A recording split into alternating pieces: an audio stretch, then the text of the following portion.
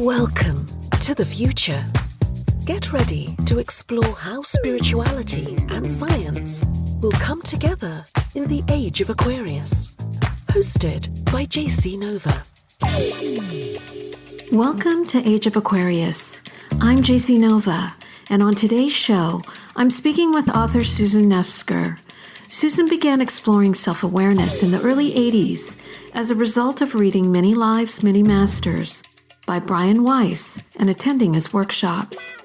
Susan has traveled the world seeking answers in her quest, and while attending a retreat in Glastonbury, England, she was inspired to write her first book, A Practical Guide to Awareness. Currently, she is working on her next book, A Practical Guide to Living Fearlessly, inspired and written during the early days of the pandemic. Today on the show, she will talk about how to discover your life's purpose and find magic in your everyday life. Enjoy the show. Hi, this is JC Nova. Welcome to the Age of Aquarius. So glad to have you on the show today, Susan. Thank you. I'm so excited. So I'm going to dive right in. Can you tell us a little bit more about you and your background? Sure. I grew up in Florida, and I've always been involved in the arts and creative writing and writing. And so I've always been involved in public relations and marketing also. And around age 50-something, I decided to go to this writing retreat in England, and that's kind of how this all started. That was the beginning of your journey. So can you explain how you started to explore self-awareness in the early 80s? How did it all happen for you? Sure. And like a lot of people, I read Many Lives, Many Masters by Brian Weiss, MD, and all of a sudden the light bulb went on. And that's when I started wondering and exploring. And then, which I've mentioned before, I moved to Atlanta for a huge startup job, and I met all these people who helped me on my awareness journey, from, hypnotists and past life regressions and chiropractic and just all these, just a different way of life. And I just then started delving into the research of how we can lead different lives and how we came about, in spirituality. That was in the 90s. And so through the late 80s and the 90s, I was really researching and traveling and just doing everything I could to learn about spirituality and awareness and how that could impact and change my life, but also other people's lives. So you mentioned that you've traveled all over the world in search for answers. What was some of the information that you found, or was the most inspirational or most like an aha moment for you? Right. Well, this goes back to my book. So when I went to England for a writing retreat, which typically I'm not one of those people that I just don't do those things. But I went to this retreat. I didn't know anyone. I got an email from the International Association of Conscious and Creative Writing. And I don't know how I even got the email. And I have no idea. And I just said, well, I have to do this. And I went to this retreat not knowing anyone and on purpose not having expectations. And so the retreat was in Glastonbury, which many people know is a very significant historical, religious, and spiritual destination. And it was right at the ruins of the Glastonbury Abbey. And the first day of the retreat, I started writing after a series of this process that the person who led the retreat, it was exceptional. It was a really nice blend of Qigong and meditation and yoga, but then also there was the process of mind mapping. And I just started writing the book. I mind mapped the whole outline, the title, the chapters, and then I went outside into the gardens of Glastonbury Abbey and started writing my book because I had tapped into the creative consciousness. So really that was the most impactful place, that I traveled, to answer your question in kind of a roundabout way.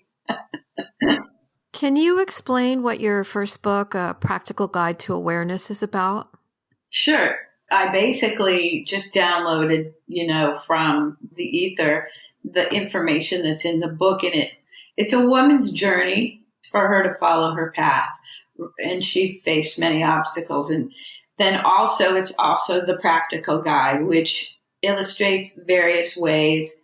It explains what collective consciousness is. It explains what awareness is, how to achieve awareness and why. And so it goes through step by step. And there's exercises about how, on a practical level, but with a very spiritual slant, how to achieve awareness and actually practice it every day. And then I wrote a companion workbook to go with it. Are you working on any new books right now? Yeah, well, I'm getting ready to publish my next book, which is a practical guide to living fearlessly, which I wrote during the pandemic, which is self-explanatory because so much was going on and people are still living in a lot of fear. And I guess in the summer of 2019, I got the title and the outline. I had that inspiration. And then I just wrote during the pandemic, the book, and then during my mother's illness and then her passing. So it was kind of the epilogue, and kind of the final fear was her passing. And so that book I'm getting ready to publish. But A Practical Guide to Awareness was a complete inspiration. I wrote it in 6 weeks, and it was completely from being in the place I was. It was completely inspired by the history of Glastonbury and being there and my connection to that place. From then on, that was my motivation for the next 5 years, to help people become more aware, to write the book, to talk about it, help people in one-on-one and group settings. And so that's what I've been doing. And I post blogs every day. I write essays about awareness. So everything I do on that level is to help people become more self-aware. But I'm convinced it would have never happened had I not gone to the writing retreat. And then the next year I went to another one held by the same woman, Julia McCutcheon, and that's when I wrote my workbook. And so that whole group of people I met there, we're still very close spiritual friends, and we help each other with all our writing.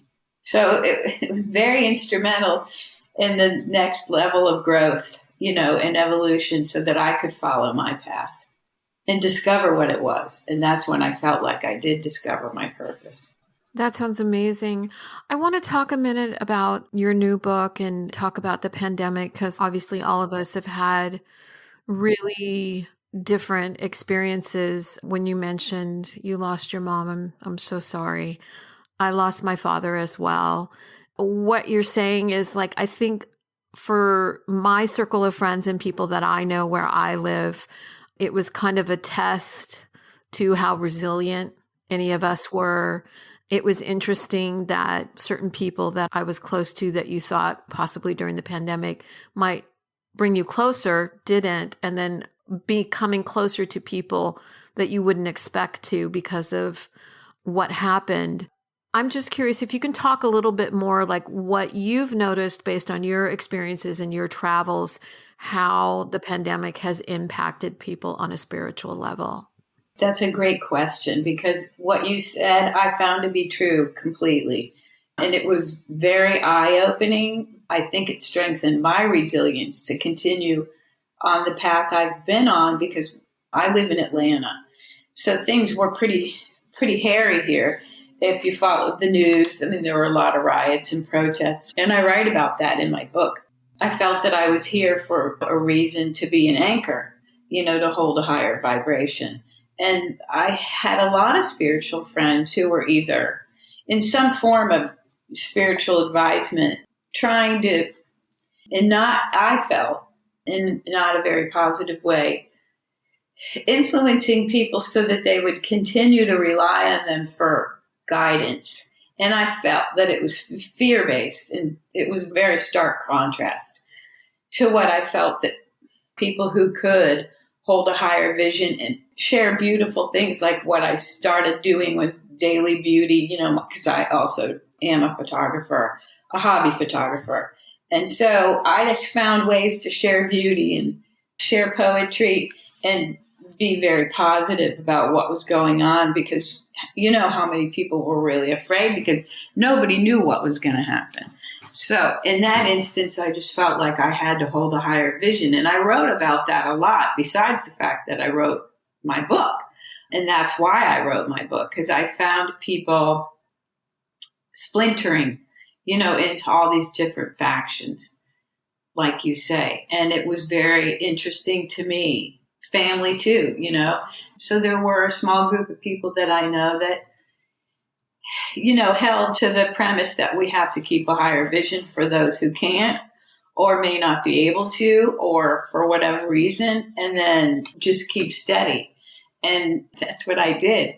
Even though I have to say it was really scary here at times in Atlanta. So I felt like, well, we really need to have a guide star, and we need to be the positive people if we can, and not trying to influence people who are fearful by needing us more, if that makes sense. And so that's what I found. And then I have friends all over the world like you do, and like a lot of people do. So I just kept trying to do that, with them, and everybody would be doing their Zooms. And I found that a lot of people were fearful, but they didn't know why. And so in helping people understand why they were fearful and where that came from was something that would be really helpful. And that's, the premise of my book. Really, that's how it all came about. Do you find that people's fears, I have conversations, especially with people that are either in their 20s, and they talk about certain conversations that are triggering or certain topics that are upsetting. And I find that, I don't know if it's a sign of the times or it's just a generational thing, but certain topics all of a sudden become taboo and people are triggered. And I'm curious on what your thoughts are about where fear comes from. Is it kind of ingrained and we learn it as a child, or is it something as we go along? Well, I think it's a combination of things. Our environment growing up, our cultural conditioning from our family, from our parents, from, the people we literally grew up with. Obviously, the generational thing is very relevant because I have a son in his 20s, right? And so they're the 9/11 generation. So they grew up with a whole different kind of an underlying anxiety, I call it. I think it's a combination of things. And I think when we're growing up and we're becoming who we are, it really depends on what you were faced with in your life. And even if you had supposedly an idyllic childhood, which I always felt like I had, there's all kinds of things that you realize later, to using the word trigger. And that's a pretty popular word these days, but triggers are things that bring us to a level of emotion. And when you try to figure out where the emotion is coming from, then you understand in awareness, you're being aware. Well, you say to yourself, well, why do I feel this way? And then if you explore and take the time to be present, anyone can figure that out. It might take a little time, but once you figure it out, then you know where the emotion comes from. And so we know with emotion and with fear and love, it's either fear or love. And so what does that mean? And so in the book, I go into those two main emotions that guide us. And so, however we've become adults through our upbringing, that's how we apply that fear or that love, if that makes sense. And so I try to help people understand what that means exactly, so that and what it represents like. So fear can represent as jealousy or shame or guilt, and love can represent as all the things we know: inclusion, not excluding, being open and receptive, non-judgmental.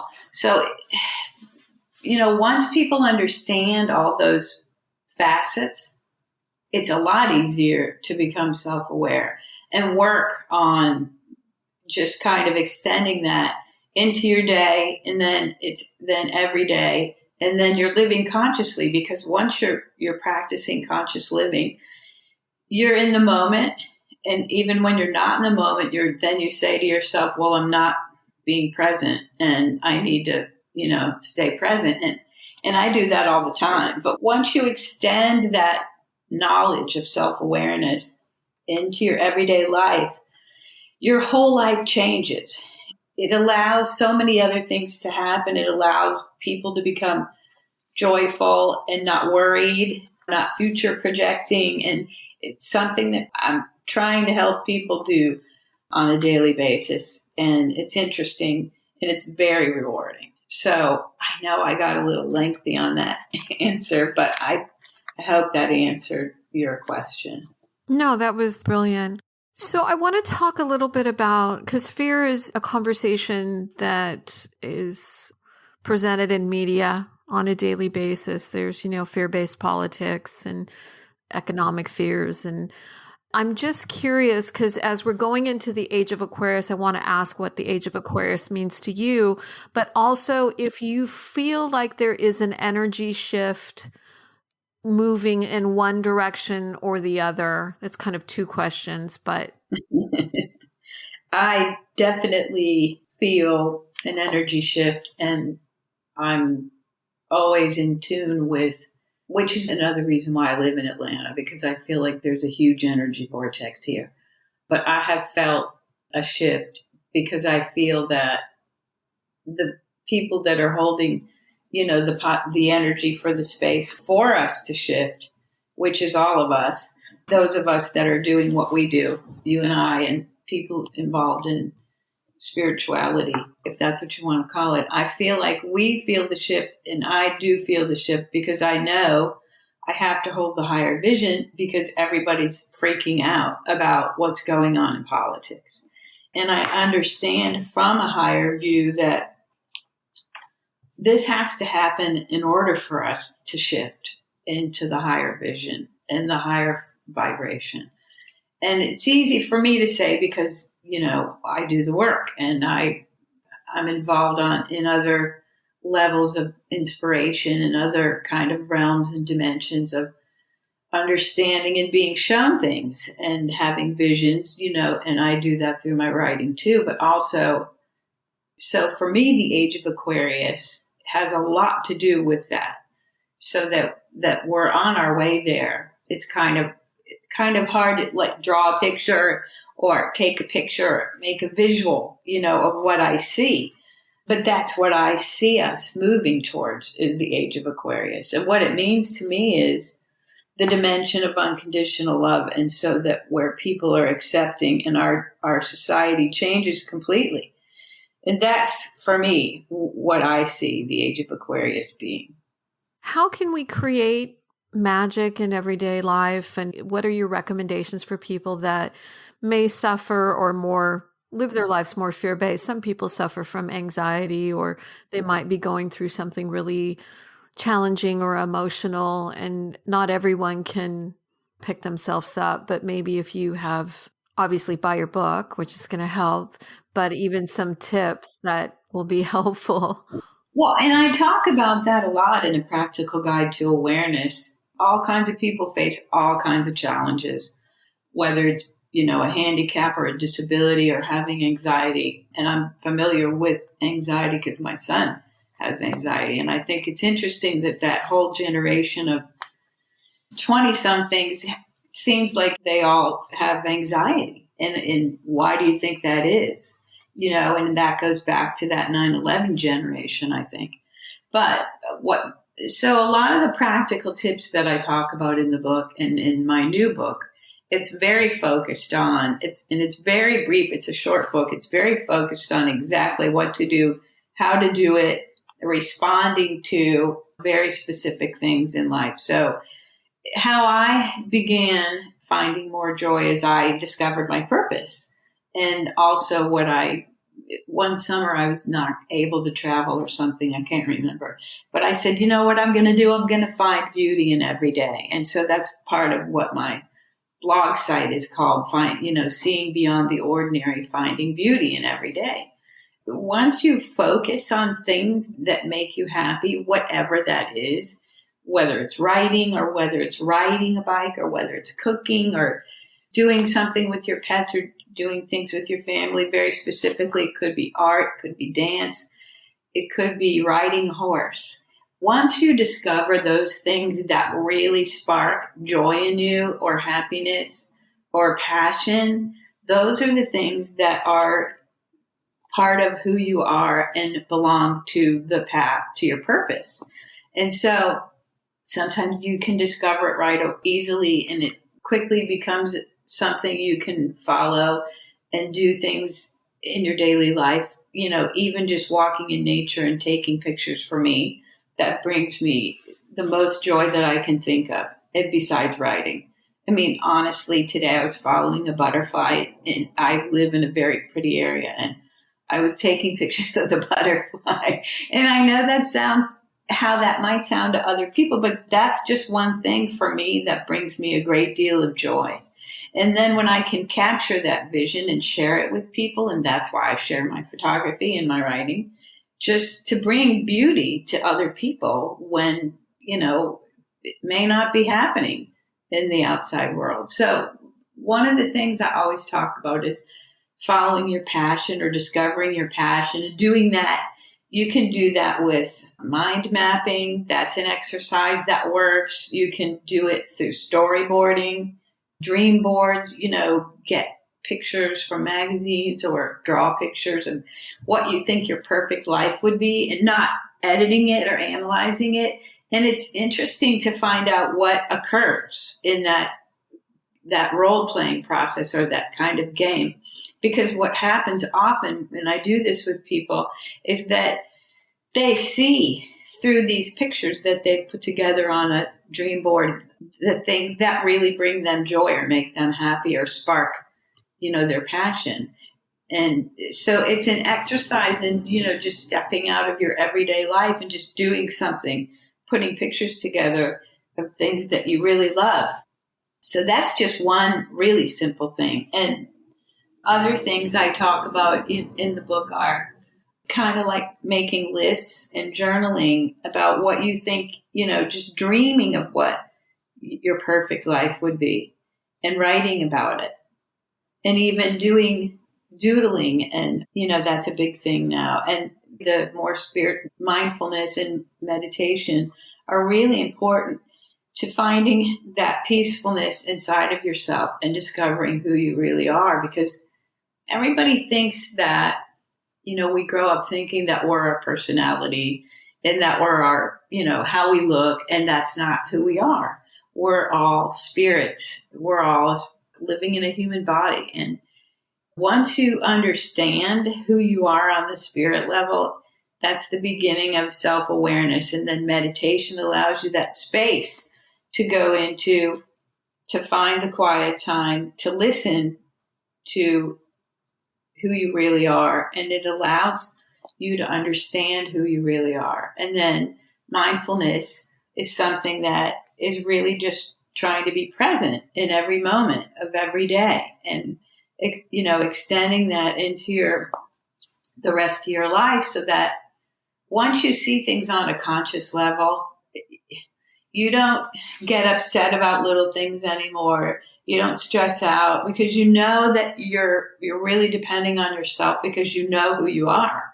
And so knowing who you are is the key. So self-awareness is the key to resilience. And what I like to say is that I know that I can depend on myself. And so that my faith in myself is my resilience.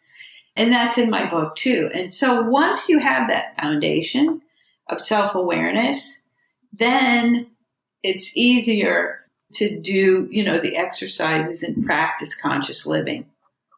And what do you feel like is going to be happening in the future, say over the next few years? Because there's so many changes going on around the world, and there's all this from a political perspective, but also a spiritual perspective.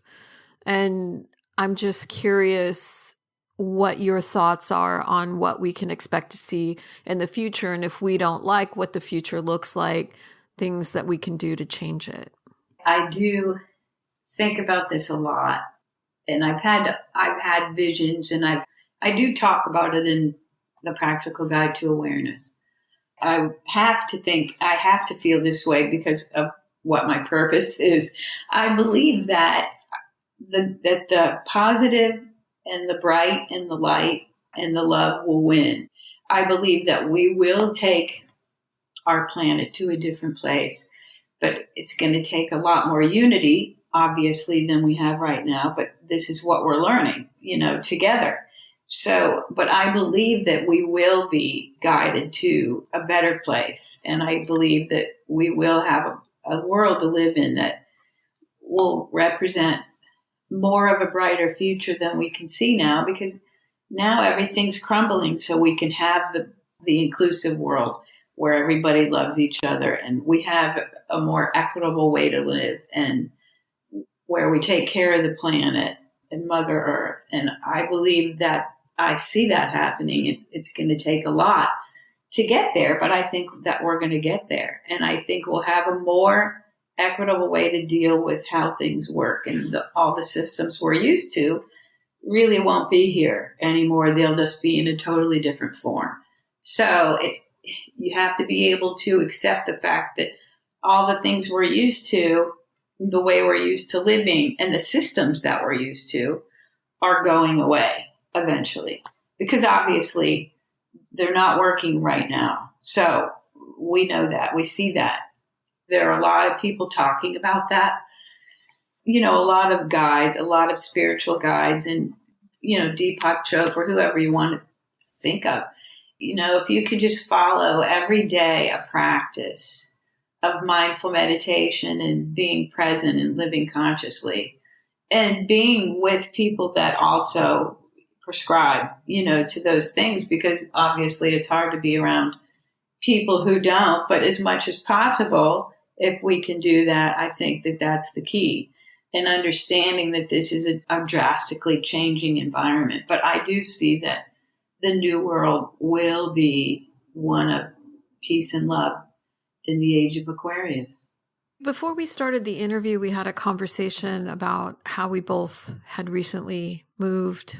I shared with you that I returned to my home where I spent most of my life in Southern California, even though I'm from Portland, and how coming home to the original place I was when I had my son, it's been very comforting and reconnecting with old friends. And it made me think about a lot of people are making moves all over the country, some are moving back home, some are moving, popular places like Texas and Georgia and Tennessee and different places.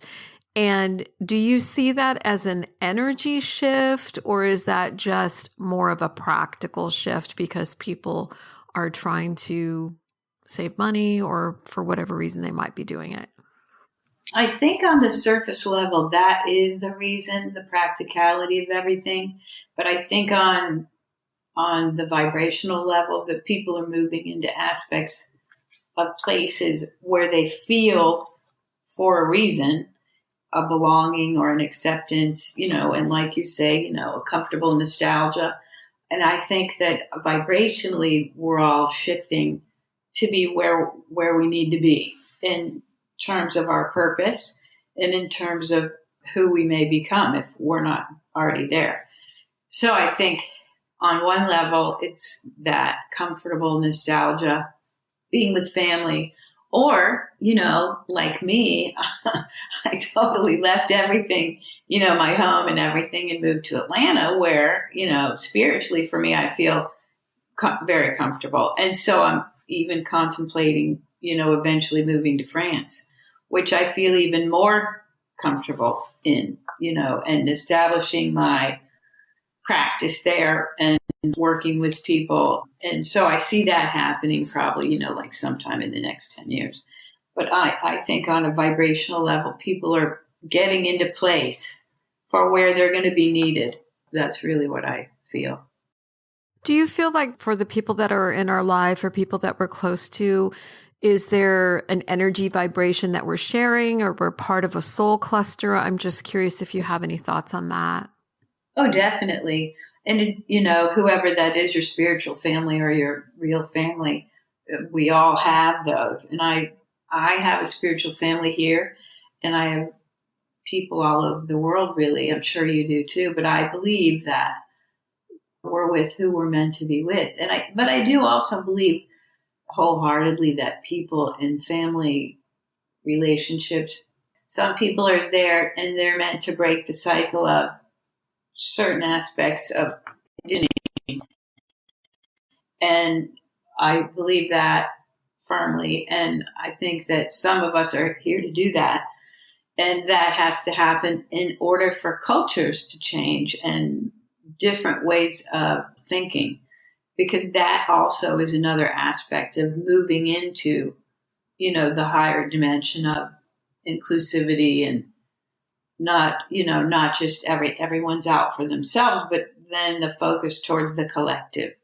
So in that, the familial nostalgia or the spiritual group, family group feeling also is that. So on the macro, it represents the universal that we're heading towards. And I think that's another reason that people are moving to places where they feel better and they find things that are more familiar, so that with everything changing, people have to have something that they feel that they can just kind of hang on to in this big shift that we're going through. Where you feel good is, that's a good place to start, I think. I agree with you. And I always encourage my friends to follow their intuition or, listen to their inner voice if they feel like a lot of people want to make change. And then you go back to people are afraid of change, afraid of the unknown. So I think your book is going to be really helpful in helping people overcome that. And everyone always needs practical advice. My last question is, what do you think is coming up in 2023? What should we be thinking about? And if we're on our journey to be more self-aware and to live fearlessly, what you recommend? Well, like I say pretty much all the time, we have to start the process of becoming self-aware so that once you know who you are, you can pretty much do anything, right? The journey to self-awareness is not an easy one, but living a life where you're happy, regardless of what's going on around you, or at least you feel, the inner joy that every person is capable of feeling once they know who they are. My prescription is always to listen to your inner voice and to listen to your heart. If you think you're not self-aware, you think you don't know what your purpose is, find out. The thing about finding your purpose is the key to becoming self-aware.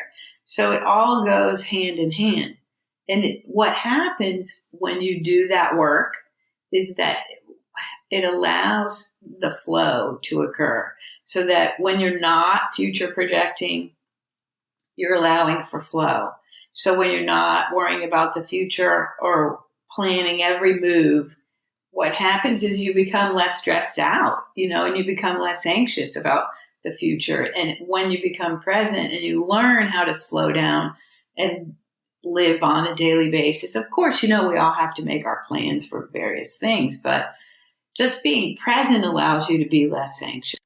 Mainly the things that people are fearful about are what they don't know, the unknown, or people they don't know, or people that they think are different from themselves. So once we focus on ourselves, become self-aware, it's easier to figure out what your purpose is or be shown that, right? And then also to the flow that occurs brings all the people in our lives and all the things that are meant to be there. So it always goes hand in hand. But if we can't allow flow, then we may never know what our purpose is or what we're here to do. And once you're doing what you're here to do, you're happier, you're less fearful. And so that's always my prescription. And it might sound really simple in some ways, but it's just taking the first step. Start doing meditation 5 minutes a day. I like to say all the time, create space in your day. Because I talk with people or I coach people that are really busy executives sometimes, and they just can't manage to spare 15 minutes for themselves. And so being alone and creating alone time and quiet time for yourself is a really, really beneficial thing to do, even if it's just starting out with 15 minutes, at the time of day when, you feel comfortable doing it. But things like that. So that's why I always say, these are practical things, because once you start doing that, then you find the joy, and then you find relief, and then you find, time to do things that you like to do, rather than feeling like you have to do things that you have to do. Well, that's really great advice and so timely right now. Where can listeners find your book, and how can they reach out to you if they want to learn more? So listeners can find my books are all on all the ebook channels, and A Practical Guide to Awareness is on Amazon and Barnes and Noble and Apple, all those. And then my new book will be distributed in bookstores. So my new book, A Practical Guide to Living Fearlessly, I'm just completing my contract with the publisher. So it's probably going to be a couple months, but I'm going to say probably fall. So many things seem to get, but it's completed, and it's a really good project. And then I'll start going around, talking about it. And my website is Seeing Beyond the Ordinary. Or you can just look me up online, Susan Nefzger. And then on my blog, I have all my books and all my all my appearances and things for people to listen to. I have other podcasts that I've been on, obviously. So all of that's on my website, and that's seeingbeyondtheordinary.com. Susan, thank you so much for being on Age of Aquarius. Thank you so much for having me. It's been a wonderful conversation. You just heard the Age of Aquarius podcast with your host, JC Nova. Remember to subscribe to the show on your favorite streaming platform. Thanks for tuning in. If you're looking for answers to life's questions about being happy and fulfilled, check out Susan Nefzger's book, A Practical Guide to Awareness, now available at Amazon.com. A special thanks to our producers, Georgie Rutherford and Christopher Lang. I'm JC Nova. Thanks for listening.